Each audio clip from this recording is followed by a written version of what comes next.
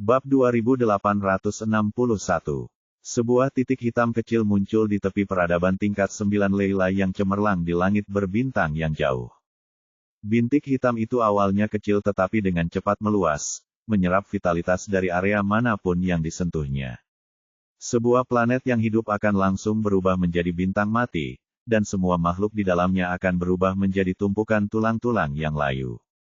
Pemandangan mengerikan itu sungguh mengerikan bagi orang-orang yang menyaksikannya.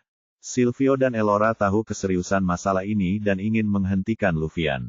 Namun, perbedaan kekuatan antara mereka dan Luffyan terlalu besar, dan tidak peduli seberapa keras mereka berusaha, mereka tidak akan menjadi ancaman baginya. Pada saat ini, Luffyan tertawa terbahak-bahak. Hahaha. Silvio, Elora, apa kalian lihat itu?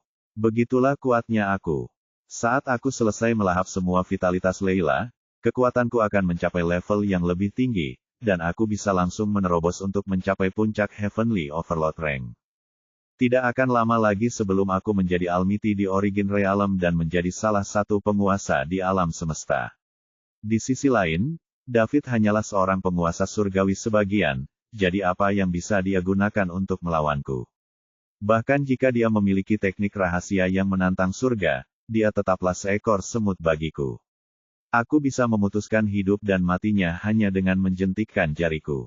Silvio ingin membantah ketika mendengar ini, tetapi ketika dia membuka mulutnya, dia tidak dapat menemukan alasan untuk membantahnya. Luffyan kini begitu kuat hingga dia menakutkan. Sekalipun David adalah satu di antara semiliar, dia terlalu muda pada akhirnya. Dibandingkan dengan seseorang yang berpengalaman seperti Luffyan, yang telah menjadi Overlord selama ratusan zaman, dia masih terlalu muda. Apakah ini akhir bagi Leila? Silvio tidak ingin mempercayainya, tetapi dia harus menerima kenyataan ini. Seberapa besar alam semesta? Berapa banyak peradaban yang ada? Bab buku diperbarui setiap hari bergabung dan tetap update untuk semua pembaruan buku. Setiap hari, banyak sekali peradaban yang hancur, dan banyak sekali peradaban yang bangkit. Hidup dan mati adalah suatu siklus. Bahkan jika Leila hancur, peradaban baru akan lahir di sini setelah bertahun-tahun yang tak berujung. Siklus ini disebut reinkarnasi. Leila telah mencapai titik ini. Saat Elora merasakan vitalitasnya terkuras dengan cepat, dia tahu Luffyan menjadi lebih kuat lagi. Sementara itu, David baru saja selesai pulih dari cederanya, jadi bisakah dia melawan Luffyan? Mungkin tidak. Beberapa tahun lalu, perang mengakibatkan kerugian bagi kedua belah pihak.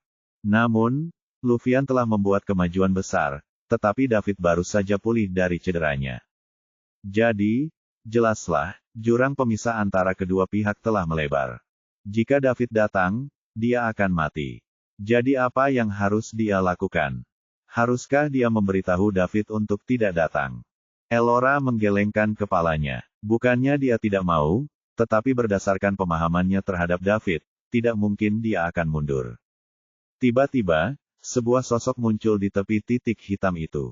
Itu David. Dia terlalu jauh. Dia mungkin tidak akan mencapai 1/10 jarak itu jika dia tidak menjadi maha kuasa parsial. Saat dia melihat cahaya hitam riak yang menyebar di depannya, David sedikit mengernyit tetapi tidak bergerak dan membiarkan cahaya hitam itu menyelimuti dirinya. Sebuah hisapan kuat mencoba menyedot vitalitas David. Akan tetapi, sekuat apapun daya isapnya, tak dapat menyedot vitalitas David yang maha kuasa yang hanya sebagian. Bab 2862. Merasakan sifat cahaya hitam yang tidak menyenangkan, ekspresi David berubah dari sedikit kekhawatiran menjadi kegelisahan yang mendalam. Menyadari konsekuensi yang berpotensi menimbulkan bencana jika energi gelap ini mencapai planet yang berpenghuni, dia segera mengangkat tangannya sebagai isyarat memerintah. Kekuatan pikirannya kemudian membentuk penghalang transparan untuk menghalangi penyebaran cahaya hitam. Meski Devor milik Luffyan sangat kuat, dia hanya seorang penguasa surgawi tingkat menengah. Jadi, dia jauh lebih rendah derajatnya dibandingkan dengan Daud yang maha kuasa. Luffyan langsung tahu saat ada sesuatu yang menghalangi Devor. Pada saat yang sama, dia juga bisa merasakan energi David. Dia tidak tahu bagaimana David memblokir Devor. Kebenciannya yang lama terhadap David membuatnya semakin gila. David, Datanglah dan terimalah kematianmu. Luffy menatap ke langit dan berteriak dengan marah. Getaran kuat yang disebabkan oleh suara itu membuat Silvio dan Elora pusing. Elora memuntahkan seteguk darah karena tidak tahan. Awalnya dia berusaha sekuat tenaga menahan hisapan Devor dan memperlambat hilangnya vitalitasnya, tetapi perkataan Luffy mematahkan pertahanannya. Raungan Luffy masih bergema di kehampaan ketika suara lain berkata, "Karena kau sangat ingin mati, aku akan memenuhi keinginanmu." Pemilik suara itu tentu saja David. Pada suatu saat, dia muncul di samping Silvio dan Elora. Pada saat yang sama, suatu kekuatan membantu keduanya menahan hisapan Devor, sehingga meringankan mereka untuk sementara. "Silvio, Pebbles, kalian baik-baik saja?" tanya David saat melihat betapa buruknya keadaan mereka berdua. "Kami baik-baik saja, David. Kau harus berhati-hati. Luffy telah menjadi jauh lebih kuat. Aku bahkan tidak bisa menatap matanya. Jika kau tidak bisa mengalahkannya, kabur saja. Selama kau hidup, kau akan melampaui Luffy suatu hari nanti. Kembalilah dan balaskan dendam kami saat waktunya tiba," kata Silvio dengan sungguh-sungguh. "Silvio benar, David, sekarang bukan saatnya pamer. Kau harus melindungi dirimu sendiri. Hanya jika kau masih hidup, kau bisa membalaskan dendam kami," kata Elora. "Jangan khawatir, aku bisa melakukannya. Bab-bab buku diperbarui setiap hari, bergabunglah dan tetap terhubung untuk semua pembaruan buku." David membalas dan menatap Luffy di kejauhan. Karena keduanya baik-baik saja, dia merasa lega. Selama Luffy bukan seorang mahakuasa, dia pasti akan mati hari ini. Bahkan jika kekuatan pikirannya harus hibernasi lagi, David tetap akan membunuhnya, apapun yang terjadi. Kekuatan Luffy meningkat terlalu cepat. Jika dia tidak memiliki sistem, David tidak akan sebanding dengan Luffy sama sekali. Luffy dapat menyerap vitalitas orang lain, dia akan menjadi bencana jika dia masih hidup. Saat ini, Luffy dikelilingi oleh cahaya hitam. Matanya gelap, dan dia tampak seperti utusan mengerikan dari neraka. Luffy sangat marah ketika mendengar David dan Elora saling memanggil Pebbles dan David dengan penuh kasih sayang. Kita harus tahu bahwa selama ratusan zaman dan tak terhitung siang dan malam, Elora tidak pernah begitu peduli padanya. Sudah berapa lama David ada? Semakin dia memikirkannya, semakin marah jadinya.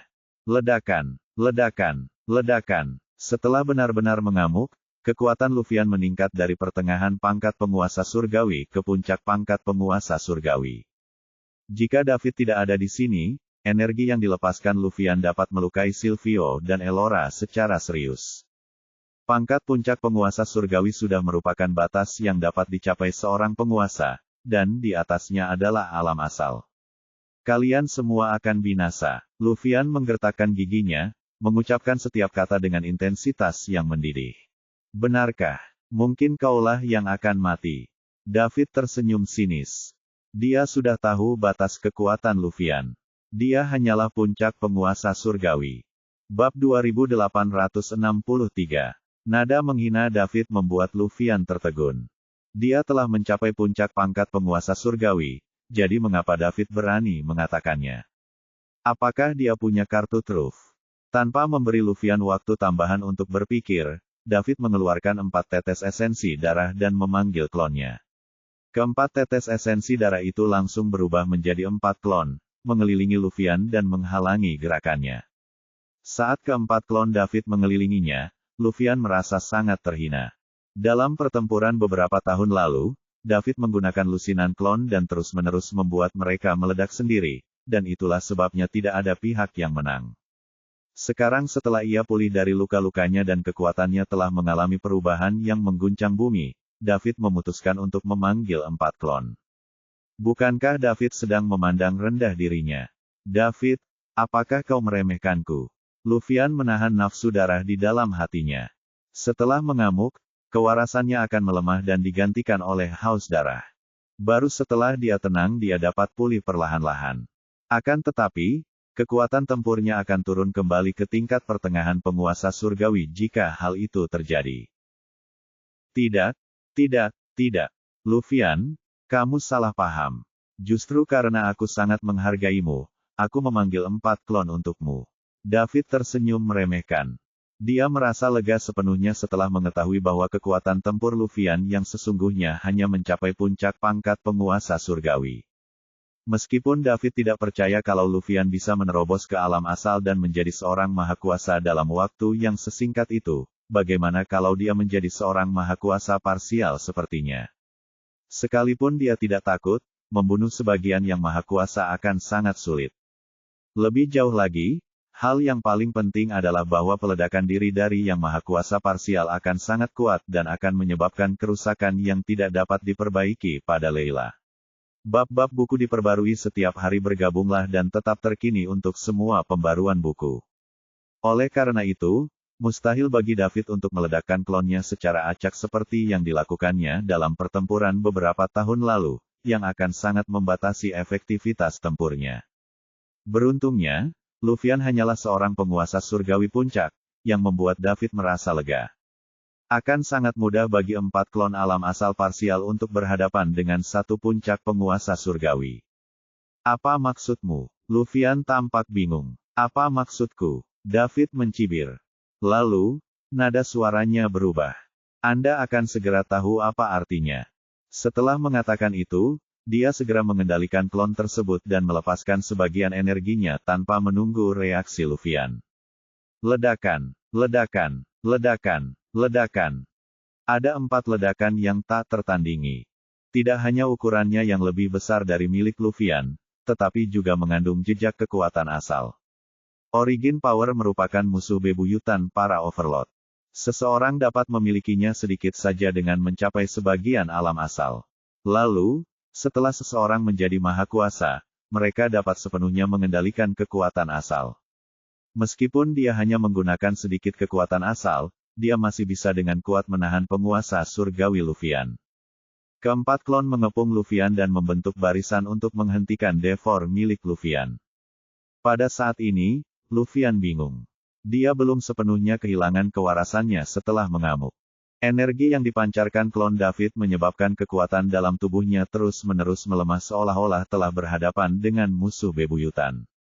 Hanya ada satu kemungkinan. David menggunakan kekuatan asal padanya karena itulah satu-satunya hal yang dapat menahan puncak penguasa surgawi. Luffyan panik. Dilihat dari sini, David sekarang setidaknya berada di sebagian alam asal. Itu adalah Origin Realm, yang juga dikenal sebagai Yang Maha Kuasa. Sekalipun dia sudah setengah jalan, itu tetap bukan sesuatu yang bisa ditentang oleh seorang Overlord. Belum lagi David juga memiliki kemampuan tak tertandingi untuk mengkloning dirinya sendiri. Sekarang Luffyan akhirnya mengerti. Bab 2864. Tidak heran David hanya memanggil 4 klon. Dia memang sangat mengagumi Luffyan. Betapa mengerikannya jika dia memanggil lusinan klon. Bahkan seorang yang maha kuasa sekalipun belum tentu dapat melarikan diri dengan selamat. Tidak, tidak mungkin. Ini benar-benar tidak mungkin. David, bagaimana mungkin kau memiliki kekuatan asal? Kau harus menjadi maha kuasa untuk memilikinya. Kau tidak bisa memilikinya. Ini tidak nyata. Ini pasti ilusi. Kau berbohong padaku. Teriak Luffyan dengan gila. Dia tidak bisa menerima ini. Dia tidak akan membiarkan siapapun lebih kuat darinya. Pada saat yang sama, energinya melonjak saat ia mencoba keluar dari kandang yang mengurungnya. Bok, bok, bok, suara tabrakan terus berlanjut. Akan tetapi, tidak peduli seberapa keras Luffyan mencoba, susunan yang terdiri dari 4 klon origin parsial masih menahannya dan tidak bergerak sama sekali. Yang Maha Kuasa sebagian sudah cukup untuk menghancurkan Luffyan, apalagi mereka berempat bekerja sama. Silvio dan Elora, yang berdiri di samping David, mendengar apa yang dikatakan Luffyan, dan pikiran mereka menjadi kosong. Sebagai penguasa, mereka mengetahui bahwa alam asal, atau Yang Maha Kuasa, datang setelah alam penguasa. Mereka mengira Luffyan sudah tak terkalahkan di Layla sejak ia mencapai puncak alam penguasa surgawi. Siapakah yang mengira David akan menjadi maha kuasa sebagian dan memiliki sedikit kekuatan asal? David masih merupakan seorang penguasa surgawi sebagian saat terakhir kali ia melawan Luffyan, benar kan? Ia hanya bisa melawan Luffyan dengan mengandalkan kloningnya yang menakjubkan, dan pada akhirnya, tidak ada pihak yang menang. Berapa lama waktu yang telah berlalu sejak saat itu? Itu baru 7 tahun. Bagi Overlord, 7 tahun berlalu dalam sekejap mata. Dari kelima penguasa Leila, umur penguasa manakah yang tidak dihitung dalam zaman? Beralih dari alam penguasa surgawi sebagian ke alam asal sebagian hanya dalam 7 tahun. Apakah itu lelucon? Selain Luffyan, Silvio dan Elora juga mengira itu adalah ilusi. Itu sungguh tidak nyata. Saat dia menoleh ke arah David, Silvio semakin tidak memahami anak laki-laki ini. Kata-kata seperti jenius, cabul, dan monster tidak bisa lagi menggambarkan David. Silvio bahkan menduga bahwa David mungkin merupakan reinkarnasi dari Yang Maha Kuasa. Hanya dengan cara inilah ia dapat menjelaskan bagaimana David mencapai prestasinya saat ini dalam waktu yang singkat. Namun, ada masalah lain. Bahkan jika Yang Maha Kuasa kehilangan tubuh mereka dan hanya jiwa yang tersisa, mereka juga akan memilih untuk memulihkan tubuh mereka, seperti halnya Elora. Mereka tidak dapat bereinkarnasi. Lagi pula, ada terlalu banyak ketidakpastian dalam reinkarnasi. Jika mereka tidak dapat memperoleh kembali ingatannya, mereka akan kembali menjadi orang biasa. Seorang Yang Maha Kuasa tidak akan mengambil risiko itu karena keuntungannya lebih besar daripada kerugiannya. Elora sudah terbiasa dengan ini. Sejak dia bertemu David di The Spirit Cage, sepertinya tidak ada yang tidak bisa dia lakukan. Keraguan yang dimilikinya berulang kali terhapus dari waktu ke waktu. Elora tidak lagi terkejut, sebaliknya, dia merasa bangga dan menganggap ini tidak dapat dihindari dan benar. Itu David-nya. Meski Elora jauh lebih tua dari David, apa bedanya? Kekuatan adalah segalanya di alam semesta. Karena dia lebih lemah dari David, jadi mengapa dia tidak bisa memanggilnya David? Elora senang mendapatkan perlindungan David. Bagaimanapun, dia hanyalah seorang wanita. Bab 2865. Luffyan, alam semesta jauh lebih besar dari apa yang kamu bayangkan, jadi tidak ada yang mustahil di alam semesta yang hampir tak terbatas ini. Jangan sia-siakan usahamu lagi. Kau tidak akan bisa keluar, kata David perlahan. Mustahil. David, aku tidak percaya kau bisa mengolah kekuatan asal dan menjadi maha kuasa parsial dalam waktu sesingkat itu. Tidak peduli seberapa berbakatnya kau tidak bisa. Ini pasti ilusi. Luffyan menolak untuk menyerah. Ia berteriak tak percaya sambil menyerang kandang itu dengan panik. Sayangnya, apapun yang dilakukannya, hasilnya sia-sia. Bagaimana mungkin seorang penguasa surgawi puncak dapat menerobos formasi yang terdiri dari 4 maha kuasa parsial? Luffyan, kamu sudah menjaga Leila begitu lama, jadi meskipun kamu tidak mendapatkan penghargaan, kamu akan tetap dihargai dengan kerja keras. Aku tidak ingin membunuhmu, tetapi sayangnya, kamu bukan lagi orang yang sama seperti sebelumnya. Aku tidak bisa memberimu kesempatan lagi untuk tumbuh.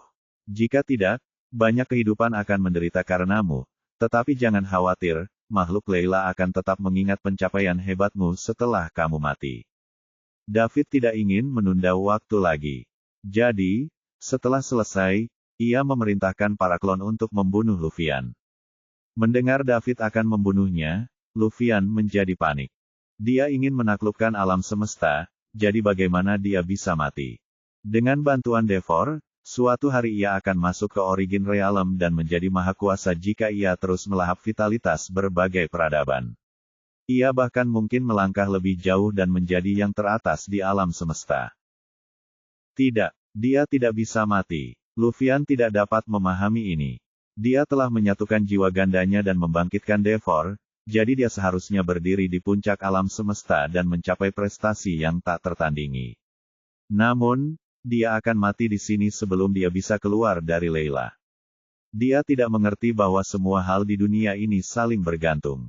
Devor memang kuat. Dia sudah bisa menjadi maha kuasa dengan melahap beberapa peradaban level 8 atau 9. Namun, jika digunakan secara berlebihan, akan ada pula efek samping yang serius. Jika David tidak menghentikannya dan membiarkan Luffyan menelan vitalitas Leila, efek samping yang kuat perlahan-lahan akan menghancurkan kesadaran Luffyan, dan kemudian, ia secara bertahap akan menjadi monster yang haus darah. Jika monster seperti itu dibiarkan berkeliaran di alam semesta, mereka akan segera dibunuh oleh Yang Maha Kuasa. Jadi, Luffy hanya bisa melangkah sejauh itu dengan mengandalkan Devor saja. Namun, tentu saja dia tidak tahu hal itu. Dia hanya tahu bahwa Devor sangat menakjubkan.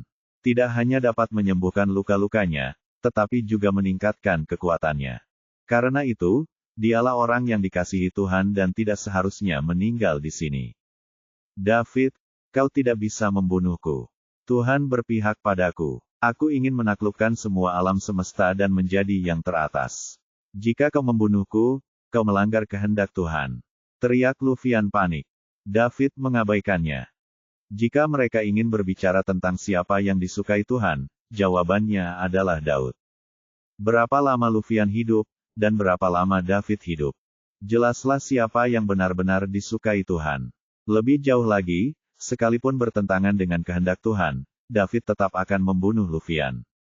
Alasan utamanya adalah Devor milik Luffy terlalu kuat. Konsekuensinya akan mengerikan begitu bersentuhan dengan planet dan benua yang bernyawa.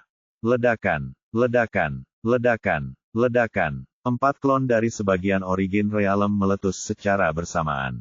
Luffy berada di tengah dan dikelilingi oleh 4 maha kuasa parsial. Dia tidak bisa bergerak sedikit pun. Dalam sekejap mata, keempat klon itu menghilang dari posisi semula dan muncul di samping Luffy. Pada saat yang sama, 4 tangan diletakkan di tubuh Luffy. Kemudian, jejak kekuatan asal mengalir ke tubuh Luffy. Tubuh Kaisar Surgawi sangat kuat, sehingga meskipun bertemu dengan Kaisar Surgawi lainnya, ia masih dapat menahannya. Akan tetapi, ia hampir tidak memiliki perlawanan terhadap kekuatan asal, dan ia akan secara langsung menyebabkan kerusakan permanen pada tubuh Luffy. Kekuatan asal menghancurkan tubuh Luffy, menyebabkan ia merasakan sakit yang luar biasa. Mengetahui bahwa dirinya akan binasa, Luffy menahan rasa sakit yang amat sangat dan berteriak dengan tegas, David, bahkan jika aku mati, aku harus menyeret beberapa orang bersamaku. Bab 2866. Ledakan. Terjadi ledakan keras, dan tubuh Luffy berubah menjadi abu. Meskipun demikian, ledakan diri seorang penguasa surgawi tidak boleh dianggap remeh. Mungkin hal itu tidak akan membahayakan partial Almighty David, tapi orang lain akan mati jika bersentuhan dengannya. Tentu saja, David tidak akan membiarkan ledakan diri Luffy memengaruhi orang lain. Ketika dia menyadari bahwa Luffy ingin meledakkan dirinya sendiri, dia mengendalikan keempat klon untuk membentuk formasi pertahanan dan membatasi peledakan ke area kecil. Meski begitu, ledakan diri dari puncak penguasa surgawi masih menciptakan celah kecil dalam susunan yang terdiri dari 4 maha kuasa parsial. Seberkas cahaya melesat keluar dari celah itu. Itu adalah jiwa Luffy. Walau tubuhnya meledak, jiwanya tetap ada. Selama dia bisa melarikan diri, dia masih mempunyai kesempatan untuk kembali ke puncak di masa mendatang. Jika dia adalah penguasa surgawi, bagaimana dia ingin mati? Tanpa diduga, begitu jiwanya keluar dari celah itu, cahaya merah mengejarnya. Namun, Luffy mengabaikannya. Dia tahu bahwa dia tidak akan pernah memiliki kesempatan lagi setelah dia berhenti.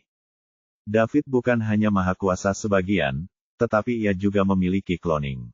Oleh karena itu, akan menjadi angan-angan jika jiwa penguasa surgawi ingin melarikan diri darinya. Satu-satunya cara adalah lolos dari blokade dengan mengejutkan David dan memaksa masuk ke Layla untuk bersembunyi diam-diam. Ada banyak sekali makhluk dalam diri Layla, dan David tidak akan menghancurkan Layla hanya untuk membunuhnya. Lagi pula, Layla adalah senjata ajaib peninggalan yang maha kuasa, dan sulit dikatakan apakah David bisa menghancurkannya. Setelah berjuang menahan pukulan itu, jiwa Luffy juga rusak parah. Oleh karena itu, dia mengambil kesempatan ini untuk memaksa masuk ke Layla dan bersembunyi. Namun, seseorang mungkin memiliki impian besar, tetapi kadang-kadang ia harus menghadapi kenyataan pahit. Luffy menyadari dia tidak bisa memaksa masuk ke Layla. Setelah melihat sekeliling dengan pandangan kosong, dia melihat beberapa klon David muncul di sekitarnya. Luffy, menyerahlah. Aku sudah memblokir area ini. Kau tidak bisa memasuki Layla lagi, kata David. David, apakah kau benar-benar ingin membasmiku? Tanya Luffy sambil menggertakkan giginya. Aku tidak mau, tapi aku harus. Membiarkanmu tetap hidup sama saja dengan meninggalkan bencana bagi Leila. Aku tidak punya pilihan lain, kata David tanpa daya. Biarkan aku pergi, dan aku berjanji tidak akan menginjakkan kaki di Leila lagi. Bagaimana? David tidak menjawab dan hanya menggelengkan kepalanya. Dia tidak percaya Luvian akan menepati janjinya. Jika pihak lain menjadi kuat dan mengingkari janjinya, banyak nyawa akan mati di tangannya. Jadi, cara yang paling aman adalah membunuhnya untuk selamanya. Hahaha, aku tidak pernah menyangka ini.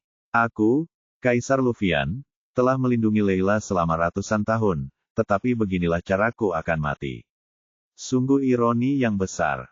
Luvian tertawa terbahak-bahak. Luvian, atas nama makhluk hidup yang tak terhitung jumlahnya di Leila, terima kasih atas semua yang telah kau lakukan. Jadi, bahkan setelah kau meninggal, patungmu akan tetap berdiri di 5 benua dan disembah oleh semua makhluk hidup di Leila. Kau dapat pergi dengan tenang. Silviolah yang berbicara kali ini. Dia takut David akan bersikap terlalu baik dan mengampuni Luvian, jadi dia memutuskan untuk ikut campur. Silvio, aku akan mengingatmu. Begitu Luvian selesai berbicara, sebilah pedang merah menembus jiwanya. Dia sudah terluka parah, jadi sekarang, kesadarannya mulai kabur. Pedang pemecah kejahatan dapat membunuh apapun di dunia, bahkan jiwa. Bab 2867. Tidak mengherankan, Luvian meninggal. Pada akhirnya, dia hanyalah seorang penguasa surgawi tingkat menengah. Bahkan jika kekuatan tempurnya meningkat setelah mengamuk, dia masih hanya seorang penguasa surgawi tingkat puncak. Di sisi lain, David merupakan seorang mahakuasa parsial yang melampaui alam penguasa. Dia berkali-kali lebih baik dari Luvian. Terlebih lagi, ia mendapat bantuan dari klon-klonnya. Sekalipun Luvian adalah seorang mahakuasa sebagian, akan tetap sulit baginya untuk lolos dari kepungan puluhan klon David. Luvian, salah satu dari 5 penguasa Leila yang telah melindungi Leila selama ratusan zaman, menghilang dari dunia ini dengan tenang. Sungguh menyedihkan. Selain karena tipu daya takdir, alasan utama mengapa ia mencapai titik ini adalah karena jiwa gandanya. Dapat dikatakan bahwa jiwa-jiwa itu adalah pedang bermata dua. Selain memberinya bakat yang tak tertandingi, jiwa-jiwa itu juga menciptakan kepribadian yang tak terkendali dalam dirinya, yang akhirnya menyebabkan kematiannya. Setelah Luvian meninggal, Leila tidak lagi terancam. David memasuki The Spirit Cage dan bertemu Benny dan Thor. Setelah beberapa tahun berkembang, Jumbo Corp memiliki cabang di hampir semua kota besar di The Spirit Cage dan kota-kota lapis pertama dan kedua. Walaupun ada beberapa hambatan sepanjang perjalanan ini, semuanya akhirnya berjalan baik dengan dukungan wali kota Ember City, Salem. Setelah tidak bertemu selama beberapa tahun, rasa hormat mereka terhadap David tidak berubah sama sekali. Mereka mengerti bahwa mereka hanya dapat mencapai apa yang mereka miliki berkat David. Jika tidak, mereka sudah akan dimangsa sejak lama. David datang ke The Spirit Cage untuk 2 tujuan. Yang pertama adalah mengumpulkan 10 juta poin mewah dan meningkatkan cloningnya ke level 7. Kekuatan tempur sebagian yang maha kuasa, ditambah cloning level 7, telah mencapai puncaknya. Oleh karena itu, tidak ada gunanya lagi mengumpulkan poin yang banyak. Kekuatannya tidak akan berubah jika dia tidak meningkatkan sistemnya. Jika dia ingin terus meningkatkan kekuatannya, satu-satunya cara adalah mengumpulkan 3 senjata kuno teratas untuk memulai evolusi akhir sistem. Sekalipun sudah mengoleksi 2 artefak, busur penembak matahari dan palu dewa petir, David masih kurang yakin bisa menemukan artefak ketiga, kapak pembelah langit. 2 lagi pula, alam semesta ini terlalu besar. Menemukan senjata lebih sulit daripada mencari jarum dalam tumpukan jerami. Jadi, dia akan membiarkan alam berjalan sebagaimana mestinya. Selain mengumpulkan poin mewah, David punya hal lain yang harus dilakukan. Tujuannya adalah untuk meminta pendapat Benny dan Thor untuk melihat apakah mereka ingin tetap tinggal di The Spirit Cage atau kembali ke Leila. Karena dia tidak membutuhkan poin mewah lagi, David tidak akan kembali ke The Spirit Cage lagi. Dia akan membuat pengaturan untuk mereka, tidak peduli apa yang mereka berdua pilih. Daud tidak akan memperlakukan rakyatnya dengan buruk. Lagi pula, Sumbangsi yang diberikan keduanya tidaklah kecil. Setelah mendengar itu, Benny dan Thor berpikir lama dan memutuskan untuk kembali ke Layla. Pada akhirnya, The Spirit Cage hanyalah tempat untuk melatih dan meningkatkan kekuatan jiwa. Siapapun yang masuk ke sana pada akhirnya akan pergi, dan mereka tidak terkecuali.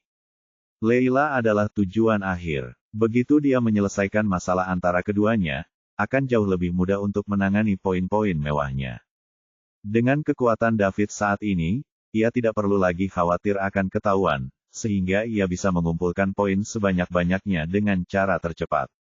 Dia kemudian secara acak menemukan beberapa wali kota, bertemu dengan beberapa kekuatan besar di kota, dan secara tidak sengaja mengungkapkan sedikit kekuatannya. Setelah itu, dia akan mendapatkan aliran harta karun. Begitu dia membayar uangnya, dia akan mendapatkan poin mewahnya. Setelah mengumpulkan 10 juta poin mewah, David kembali ke dunia nyata dan meningkatkan cloningnya dari level 6 ke level 7. Klonnya juga meningkat dari 81 menjadi 243, peningkatan 3 kali lipat. Dengan lebih dari 200 klon, David begitu percaya diri hingga berani menghadapi Yang Maha Kuasa dari alam asal. Namun, Tuhan Yang Maha Kuasa itu misterius, dan tidak semua orang dapat bertemu dengan mereka. Lagi pula, Daud tidak terburu-buru untuk bertemu dengan Yang Maha Kuasa.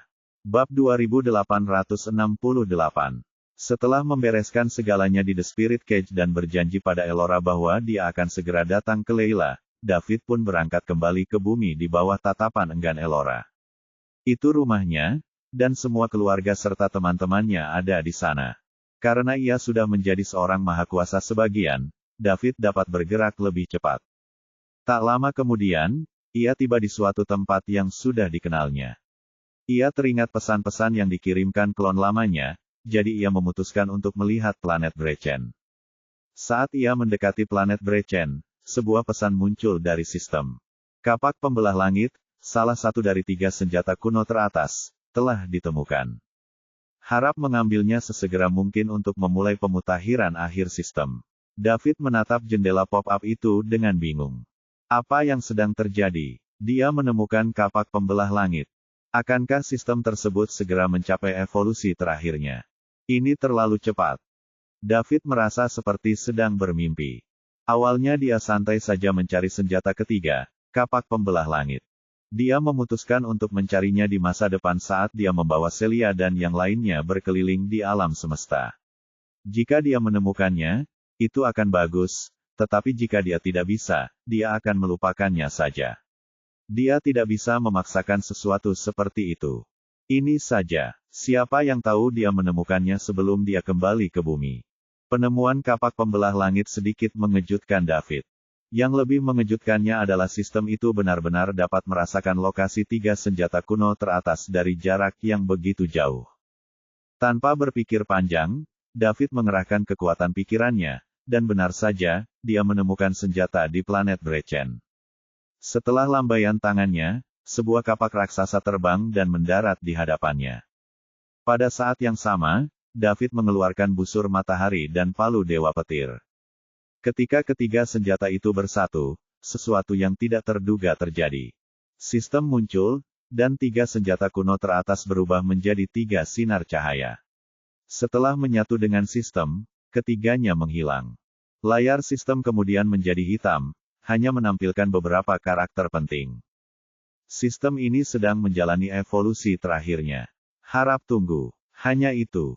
Segala sesuatu terjadi terlalu tiba-tiba. David menatap kosong pada kata-kata yang ditampilkan pada sistem, tidak dapat pulih untuk waktu yang lama. Dia bertanya-tanya, apakah saya harus pergi ke peradaban yang lebih maju untuk menghabiskan lebih banyak uang untuk mendapatkan poin mewah guna meningkatkan kekuatan saya setelah peradaban itu berevolusi? Dilihat dari sifat sistemnya, hal itu sangat mungkin terjadi. Setelah peradaban tingkat 9 akan ada peradaban tingkat 10, yang juga disebut peradaban tingkat dewa. Kebetulan saja sistem itu berasal dari reruntuhan peradaban tingkat dewa. Ketika dia sampai di sana, akankah Yang Maha Kuasa menemukan keberadaan sistem tersebut? David tidak dapat menemukan di mana peradaban level 10 berada dan tidak mau mengambil risiko. Jadi, dia mengambil keputusan. Tidak peduli seperti apa sistem nanti setelah evolusi akhirnya, yang harus dilakukannya hanyalah mempertahankan status quo. Dengan kekuatan tempur maha kuasa yang dimilikinya dan kemampuan cloning level 7, David masih memiliki kesempatan untuk melarikan diri bahkan jika ia bertemu dengan maha kuasa, jadi tidak perlu mengambil risiko itu lagi. Setidaknya belum. Setelah bertahun-tahun yang tak terhitung jumlahnya, ketika dia sendirian dan merasa cukup hidup, dia akan pergi ke peradaban tingkat dewa dan melihat apakah dia dapat mengungkap rahasia sistem tersebut. Tidak sekarang. Banyak orang yang menunggunya di bumi. Celia dan yang lainnya akan sedih jika sesuatu yang tidak diharapkan terjadi padanya. Bab 2869. David berbalik dan melanjutkan perjalanannya ke bumi setelah memutuskan tujuannya. Sistem memulai proses evolusi yang lambat. 3 hari kemudian, David berhenti di tengah perjalanannya dan melihat panel sistem. Sebaris teks ditampilkan. Evolusi akhir sistem telah selesai. Silakan cari tempat yang tenang dan tidak terganggu dalam waktu 1/4 jam. Cari tempat yang tenang dan tidak terganggu selama 1/4 jam. Untuk apa? David memiliki banyak pertanyaan dalam benaknya. Peningkatan sistem kali ini tampak berbeda dari sebelumnya. Akan tetapi, sistem tersebut tidak dapat membalasnya. Jadi, jika ia ingin tahu, ia hanya dapat mengikuti perintahnya. Setelah beberapa detik, David melepaskan sejumlah besar kekuatan pikiran untuk menjelajahi situasi di sekitarnya. Setelah beberapa saat, dia berhenti merilisnya.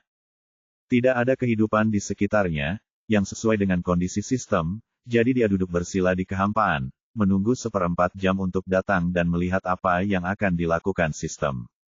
Sejak ia mendapatkan sistem tersebut, David telah memulai jalan yang berbeda untuk menjadi orang yang hebat. Ia tidak percaya bahwa sistem tersebut akan merugikannya. Jika tidak, bagaimana ia akan mencapai apa yang telah dicapainya sekarang? Waktu berlalu menit demi menit. Saat 1/4 jam mendekat, bahkan David, yang memiliki banyak pengalaman, tidak dapat menahan perasaan sedikit gugup. Dia tidak meragukan keajaiban sistem tersebut. Akan tetapi, dia tidak tahu perubahan apa yang akan dibawa oleh evolusi akhir, dan hal yang tidak diketahui itulah yang paling mengkhawatirkan. Sekalipun dia tahu sistem itu tidak akan menyakitinya, David tidak bisa 100% yakin. Terjamin, saat David menunggu dengan gugup, 1/4 jam telah berlalu. Tiba-tiba, rasa sakit yang luar biasa hebat menyerangnya. Ah! David tak kuasa menahan teriakan yang keluar dari bibirnya, dan hal itu menyebabkan kekosongan di sekitarnya bergetar. Untungnya, tidak ada kehidupan di sekitar sana. Kalau tidak, suaranya saja sudah bisa menyebabkan banyak korban. Kita harus tahu bahwa daya tahan tubuh Daud sangat tinggi. Kapanpun dia mengalami terobosan terakhir kali, tidak peduli betapa menyakitkannya itu, dia tidak akan pernah berteriak dan akan menanggungnya dalam diam. Namun kali ini, dia tidak dapat menahannya begitu saja saat hal itu dimulai. Jadi jelas betapa hebatnya rasa sakit itu. Tidak hanya secara fisik tetapi juga mental. Dahulu, David mengalami terobosan dalam tubuh atau pikirannya, dan ia hanya perlu menderita satu persatu. Namun, baru saja, rasa sakit di tubuh dan jiwanya menguasainya pada saat yang bersamaan. Karena dia belum pernah mengalaminya sebelumnya, David tidak dapat menahannya dan menjerit. Setelah itu, secara resmi dimulai. Rasa sakit yang tak berujung menghantamnya, dan rasa sakit itu berkali-kali lipat lebih hebat daripada yang pernah ia alami saat ia menerobos sebelumnya. Ditambah dengan siksaan ganda pada tubuh dan jiwanya, David berharap ia bisa langsung pingsan. Namun, dia tahu dalam hatinya bahwa dia tidak boleh pingsan, apapun yang terjadi. Begitu dia pingsan, dia tidak dapat mengendalikan arah kejadian. David tidak menyukai perasaan ini, jadi dia harus menyadari apa yang terjadi padanya. Jika terjadi kecelakaan, ia dapat segera mengambil tindakan pertolongan pertama. Selama 81 hari, ia menahan rasa sakit luar biasa yang tidak akan tertahankan bagi kebanyakan orang biasa. Bab 2870. Dengan kegigihan dan tekad, dia berhasil melewatinya.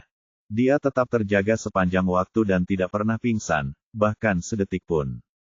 Walaupun sistem itu tidak diragukan lagi memainkan peranan penting dalam pencapaian David, sifatnya yang waspada dan daya tahannya yang gigih juga merupakan faktor yang sama pentingnya dalam kesuksesannya.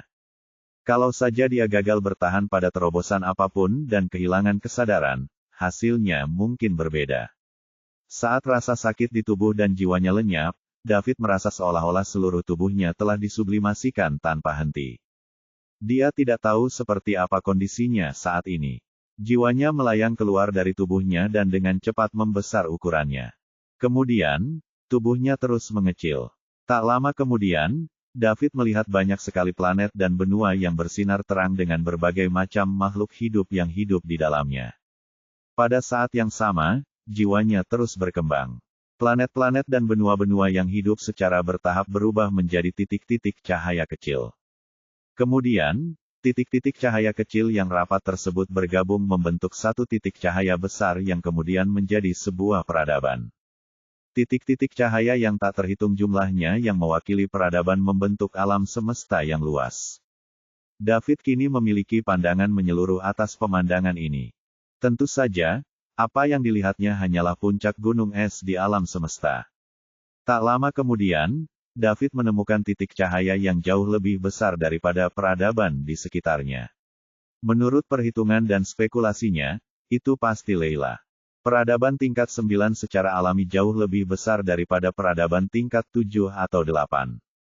Oleh karena itu, ia akan memancarkan cahaya yang lebih terang. Tidak lama kemudian, peradaban tingkat 9 Leila menghilang di antara peradaban lain dan menjadi tidak mencolok. David dapat melihat bintang-bintang yang tak terhitung jumlahnya di sekelilingnya. Setiap cahaya bintang mewakili sebuah peradaban yang dihuni oleh makhluk yang tak terhitung jumlahnya. Alam semesta terlalu besar, sangat besar. Pada saat ini, sumber cahaya yang paling terang muncul di mata David. Itu jauh lebih terang dari peradaban level 9, dan itu membuatnya bingung. Mungkinkah itu peradaban tingkat dewa yang legendaris? Mungkin hanya peradaban tingkat dewa yang lebih cemerlang dari peradaban tingkat 9. David memfokuskan seluruh perhatiannya pada titik cahaya yang paling terang dan menemukan melalui jarak yang tak berujung bahwa itu adalah sebuah planet yang sangat besar. Dia terkejut sekali lagi. Apa arti sebuah planet seukuran peradaban? Apakah ada bintang sebesar itu di alam semesta? Ini terlalu berlebihan. Tepat saat David hendak melihat lebih dekat planet besar ini, sebuah suara muncul di benaknya.